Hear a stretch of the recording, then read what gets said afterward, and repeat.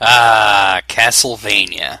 If you've been following my channel for some time, you're probably aware of my affinity for this series. I talk about it all the time, and in my last top 10 list, the top 10 best video game series, it was number 1. The series started off as anything but an RPG. It was a straightforward linear action game.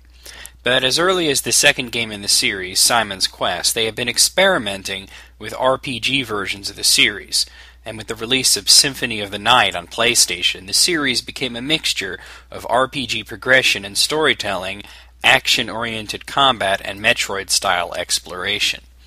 They so far released 7 games in this series: Symphony of the Night, Circle of the Moon, Harmony of Dissonance, Aria of Sorrow, Dawn of Sorrow, Portrait of Ruin, and Order of Ecclesia.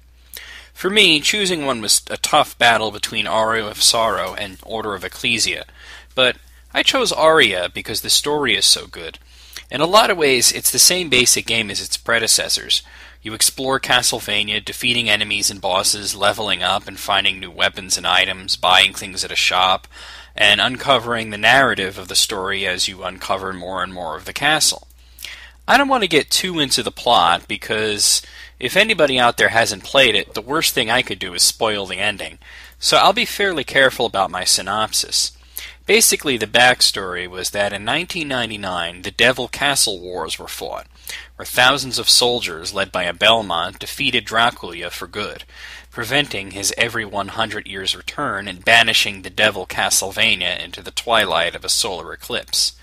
You play as Soma Cruz, an exchange student living in Japan who gets sucked into the eclipse along with several others. The idea is that although Dracula is gone, he has been reincarnated, and there's all sorts of characters dealing with this.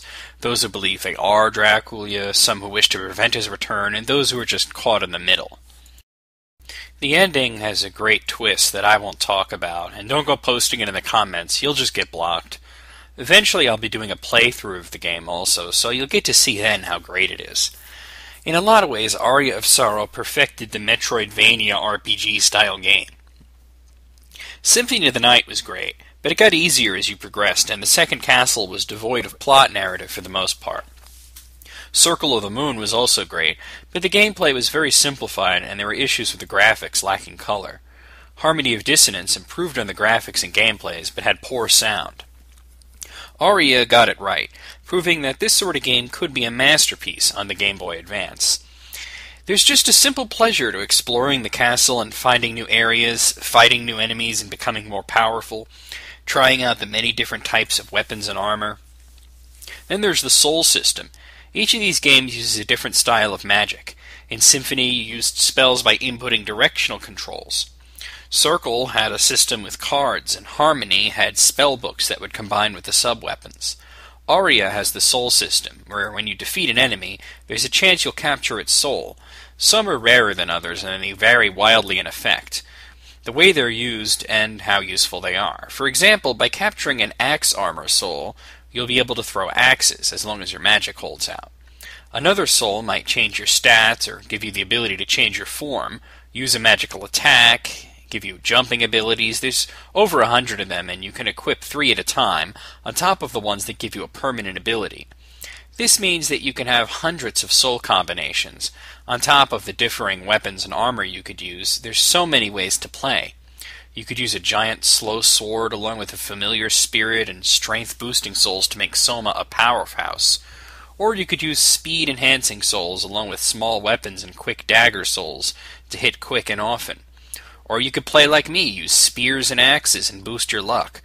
You really do get a different experience every time.